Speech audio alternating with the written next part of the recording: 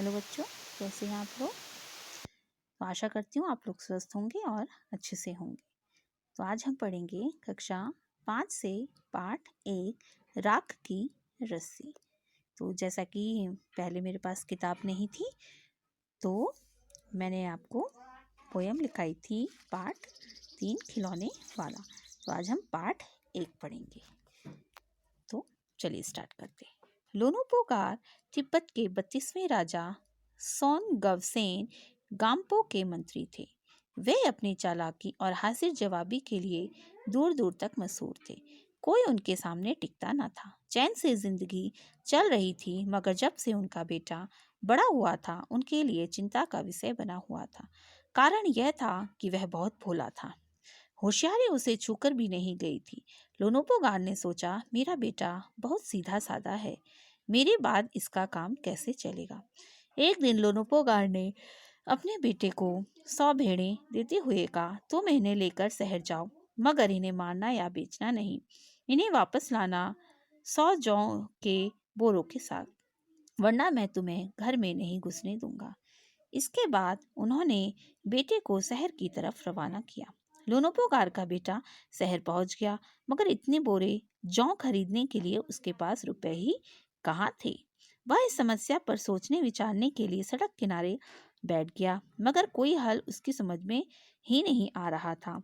वह बहुत दुखी था। तभी एक लड़की उसके सामने आ खड़ी हुई। क्या बात है, तुम इतनी दुखी क्यों हो। लोनोपोगार के बेटे ने अपना हाल कह सुनाया। इसमें इतना दुखी होने की कोई बात नहीं, मैं इसका हल निकाल देती हूँ। इतना कहकर लड़की ने भेड़ों के बाल उतारे और उन्हें बाजार में बेच दिया। जो रुपए मिले उनसे जौ के 100 बोरे खरीद कर उसे घर वापस भेज दिया। लोनोपोगार के बेटे को लगा कि उसके पिता बहुत खुश होंगे, मगर उसकी आप बीती पर उन्होंने ध्यान नहीं दिया।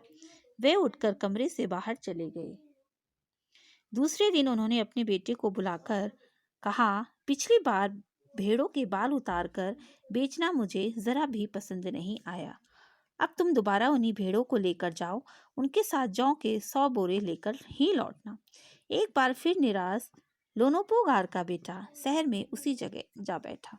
ना जाने क्यों उसे यकीन था कि वह लड़की उसकी मदद के लिए जरूर आएगी, और हुआ भी कुछ ऐसा ही। वह लड़की आई।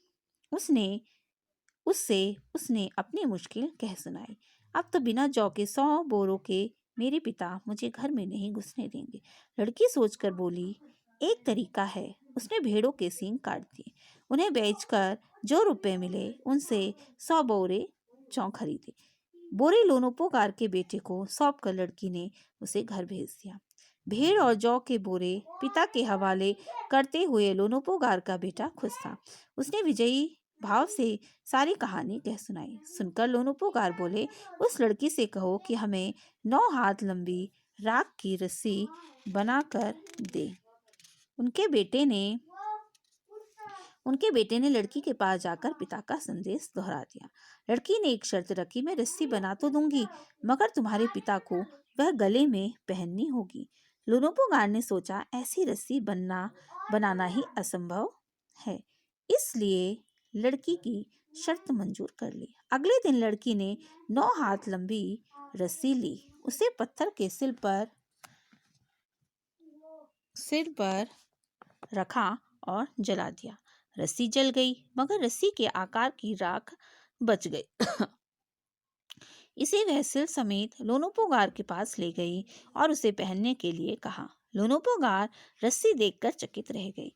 वे जानते थे कि राख की रस्सी को गले में पहनना तो दूर, उठाना भी मुश्किल है। हाथ लगाते ही वह टूट जाएगी। लड़की की समझदारी के सामने उनकी अपनी चालाकी धरी रह गई। बिना वक्त गवाए लोनोपोगार ने अपने बेटे की शादी का प्रस्ताव लड़की के सामने रख दिया। धूमधाम से उन दोनों की शादी हो गई। तो जैसा कि आपको समझ में आया होगा, इसमें कौन थे, 32वें राजा था सोनगवसेन गाम्पो के मंत्री थे। उनका एक बेटा था जो कि बहुत सीधा और समझदार बिल्कुल भी नहीं था, होशियार नहीं था, और उसे चालाकी भी नहीं आती थी। तो जो उसके पिता थे वह उसको लेकर बहुत ही चिंतित थे। तो अब नेक्स्ट है आपका